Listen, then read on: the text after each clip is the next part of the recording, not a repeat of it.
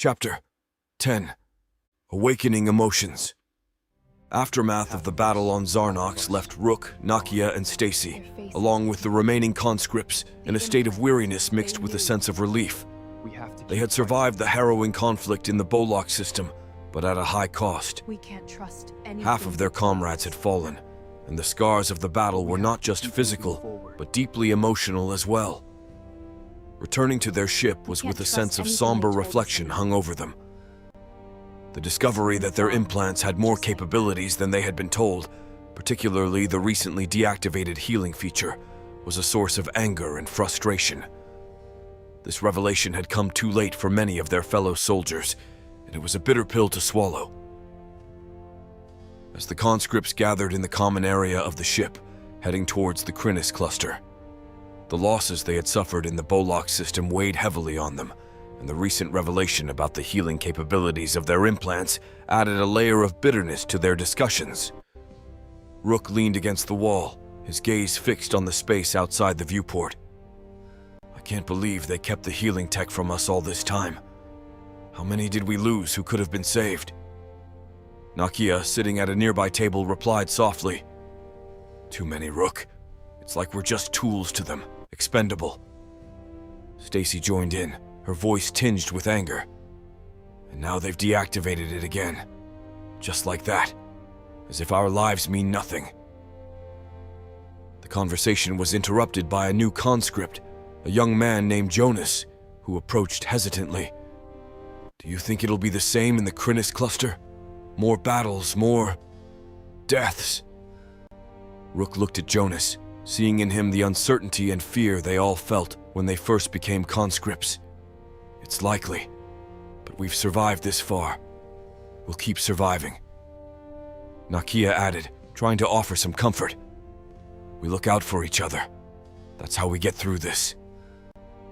The ship shuddered slightly as it prepared to enter the Rosen Bridge, a strategic asset enabling the Drakzarians to project their power across vast distances.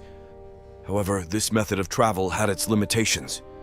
It could only be utilized to reach systems that shared specific spatial connections, nodes in the cosmic web that the Drakzarians had mapped and exploited for their campaigns. The conscripts braced themselves, the familiar sensation of warping reality enveloping them as they traveled through the cosmic tunnel, emerging into the Krynnis Cluster. The reality of their situation settled in once again. They were far from home, fighting in a war they didn't choose, for a cause they didn't believe in. "We do what we must," Stacy said, standing up. "For each other, not for them." The conscripts nodded in agreement, a silent pact forming between them. They would fight, not for the Drakzarians, but for their survival, and for the hope of one day reclaiming their freedom. Now, their mission was taking them beyond the Bolox system to a newly discovered destination, the Krynnis Cluster. The journey through the Rosen Bridge was a surreal experience. As the ship activated the bridge, reality seemed to warp and stretch around them. For a moment, time and space lost their meaning, and the conscripts found themselves hurtling through a tunnel of swirling lights and colors, a visual representation of the ship traversing the folded space. When they emerged on the other side, they were in the Krynnis Cluster, a system of unclaimed worlds that the Drakzarians intended to conquer. The conscripts, still reeling from the loss and revelations of their previous mission, braced themselves for what lay ahead. The Krynnis Cluster represented a new chapter in their service under the Drakzarian rule, a continuation of the endless cycle of conquest and conflict. As the ship approached its first target within the cluster, Rook, Nakia, and Stacy gathered with the others, preparing for the upcoming docking of ships. They were veterans of many conflicts, soldiers molded by their experiences, yet each new mission brought with it a renewed sense of uncertainty. This journey to the Krynnis Cluster was a reminder of their small place in the vast universe, pawns in the grand scheme of an empire whose appetite for expansion knew no bounds. As they readied themselves for the battle, they carried with them the memories of their fallen comrades and the harsh lessons learned in the Bolox system. Docking of the two Drakzarian ships was an event that drew the attention of many conscripts, especially those who had not experienced such an occurrence before.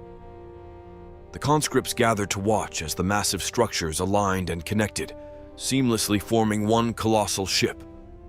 For many, it was a revelation to see another Drakzarian ship, having spent months in service without encountering any others. Rook, standing among the newer conscripts, shared his knowledge. In my years of service, I've only witnessed this kind of connection 3 times. It's rare because the Drakzarians spread their ships far and wide, always searching for new systems to exploit.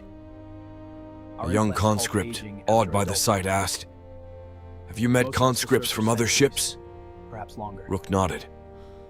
"Once I met a conscript who had been in service for centuries. Our implants stop us from aging once our brains fully develop at 25. It's how they keep us effective for so long." Curious murmurs rippled through the group. The idea of living for centuries locked in unending service was both fascinating and horrifying. Sensing their curiosity, Rook offered, "I can share the memory of that encounter if you wish to see it."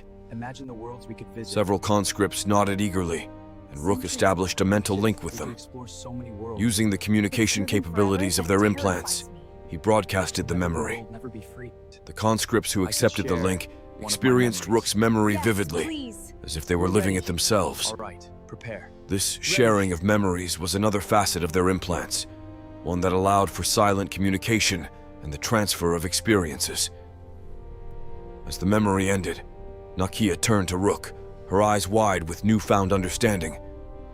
"I had no idea our service could be so extensive." Stacy, having seen ship connections before and familiar with Rook's stories, was preoccupied with her holographic system screen. She was sifting through various menus and options, searching for a way to reactivate their healing implants or uncover other hidden functions. Her focus was intense, driven by the hope of finding something that could give them an edge, or at the very least, more autonomy over their fates. As the 2 groups of conscripts, led by Rook and Cora, respectively, converged in the large open area formed by the union of the 2 Drakzarian ships, the atmosphere was charged with curiosity. Cora's group, meticulously selected and systematically trained, stood in disciplined formation, their demeanor reflecting their rigorous conditioning. In contrast, Rook's group, survivors of numerous battles and losses, held a more relaxed, if somewhat weary, stance. Both groups observed each other, taking in the differences that their varied experiences had etched into their postures and expressions. They awaited instructions, standing amidst the technological marvel that was the merged ships. Once Rook and Cora received confirmation via their implants that the ship connection was secure and stable, they relayed the permission for their troops to move about freely. It was a brief respite from the strict regimen that usually governed their lives. Cora, flanked by 2 of her most loyal conscripts, made her way through the area. One was the young man who had been placed uncomfortably close to her during their initial abduction in the Blue Beam transport capsule. The other was a muscular male whose physique suggested a life dedicated to physical training before his conscription. They moved with her, protective and vigilant, almost like bodyguards despite the lack of any immediate threat. Rook, accompanied by Nakia and Stacy, approached Cora. They recognized her as the human commander of the other group through the information relayed by their Drakzarian tech. The meeting of the 2 leaders was a significant moment, a rare instance of interaction between conscripts from different factions of the Drakzarian forces. "Commander Cora," Rook greeted, extending a nod of respect. His tone carried the weight of shared experience, an acknowledgement of the burdens they both bore as leaders. Cora responded with a nod, her expression unreadable. "Commander Rook," she replied, her voice steady. The presence of Nakia and Stacy was noted with a brief glance, an unspoken recognition of their roles in Rook's group. Nakia found herself unexpectedly captivated by Cora. There was something about Cora's presence, her aura of strength mixed with an undeniable beauty, that resonated deeply with Nakia. Even in the stark, unyielding environment of the Drakzarian ship, Cora's allure was undeniable, drawing Nakia's attention. Lost in her thoughts and emotions, Nakia was jolted back to reality by a discreet nudge from Stacy. Leaning closer, Stacy whispered, "You're transmitting everything." It was a startling reminder. In her fascination with Cora, Nakia had forgotten that she hadn't closed the mental link that was open to share Rook's memories. Her feelings and thoughts were still broadcasting, accessible to anyone linked with her. A wave of embarrassment washed over her as she realized her private infatuation was not so private after all. Nakia's cheeks flushed with a deep red, a stark contrast to her dark skin, as she hurriedly closed the mental link, cutting off the unintended broadcast of her feelings and thoughts. She returned her attention to Cora, only to find their eyes locking in a moment of unspoken understanding. In Cora's eyes, Nakia saw a glimmer of acknowledgement, a hint that Cora had indeed received the unintended transmission. The moment was fleeting, but it was enough to confirm Nakia's fears. Their interaction was a stark reminder of the intrusive nature of the implants and the loss of privacy they entailed. For Nakia, it was a moment of vulnerability, exposing a part of herself she hadn't intended to share, especially not in such an unguarded and public manner. Despite the awkwardness of the situation, the encounter also revealed the human aspect that still persisted beneath the surface of their conscripted lives. Emotions, attractions, and connections were not entirely eradicated, even during their service to the Drakzarian will. As the groups continued their interaction, Nakia managed to regain her composure, but the encounter with Cora left an indelible mark on her. The two groups of conscripts, though different in their composition and demeanor, shared a common bond of forced service and the scars of battle. The open area between the ships became a space of subtle camaraderie, a rare opportunity for these soldiers to interact outside the confines of their designated missions. As they conversed, exchanging information and experiences, they gained insights into each other's journeys since their abduction. For many, it was a chance to connect with others who understood the unique and harrowing path they had been forced to walk. As the Drakzarian fleet journeyed towards the next target within the Krynnis Cluster, the conscripts were reminded of the limitations of their interstellar travel. While capable of traversing vast distances between solar systems and galaxies through the Rosen Bridge, their movements from planet to planet within a system were bound by the constraints of sublight speed travel. This slower pace provided an unexpected respite, a period where the relentless momentum of their missions paused, giving the conscripts time to reflect and interact. A time where Nakia and Cora found themselves gravitating towards each other. The initial awkwardness stemming from Nakia's unintended emotional broadcast gradually gave way to genuine connection. At least we have each other. Yeah. Cora, who had become hardened and detached due to her experiences in battle, found herself unexpectedly opening up in Nakia's presence. Nakia's empathetic nature and her ability to listen without judgment provided Cora with a sense of comfort and safety she hadn't realized she was missing. For once, no urgency. As they spent more time together, Just the drift. Cora began to rediscover aspects of her personality that had been suppressed under the weight of her role as a conscript commander. Meanwhile, Cora's two constant companions, whom she had come to rely on for support and protection, began to sense a shift in her demeanor. Marcus, the young man who had been uncomfortably close to Cora during their initial abduction, and Hector, the imposing figure whose past life as a bodybuilder was still evident in his physique, were both loyal to Cora. However, Cora, not wanting to appear vulnerable or distracted in their presence, especially around Nakia, found reasons to send them on various errands or tasks away from her as the ship continued its journey through the stars, and she found herself experiencing a resurgence of emotion she had willingly suppressed. Her feelings for Nakia grew stronger, evolving from a simple attraction to something deeper and more passionate. This emotional awakening was both exhilarating and daunting for Cora, who had become accustomed to maintaining a facade of control and detachment even in her previous life. Nakia, for her part, reciprocated Cora's feelings, drawn to the complexity and strength she saw in the commander. Their growing bond became a source of solace and strength, a rare light in the darkness of their conscripted lives. Time they spent together during the journey allowed them to explore their feelings and learn more about each other's pasts, hopes, and fears. It was a period of emotional growth for both, providing a much-needed respite from the constant demands of their roles as soldiers. As the Drakzarian fleet arrived at its next destination within the Krynnis Cluster, a sense of inevitability settled over Cora and Nakia. The brief interlude in their journey, which had allowed their relationship to blossom, was coming to an end. They both understood that the demands of their service would soon pull them back into the harsh reality of their roles as conscripts. In the moments before their imminent separation, Cora and Nakia found a secluded spot on the ship, away from the prying eyes of their fellow soldiers. There, they shared a passionate and heartfelt conversation, fully aware that it might be their last. Cora, holding Nakia's hands tightly, spoke with a fervor that belied her usual composure. "These past few days with you have given me something I thought I'd lost. Hope. A reason to keep fighting."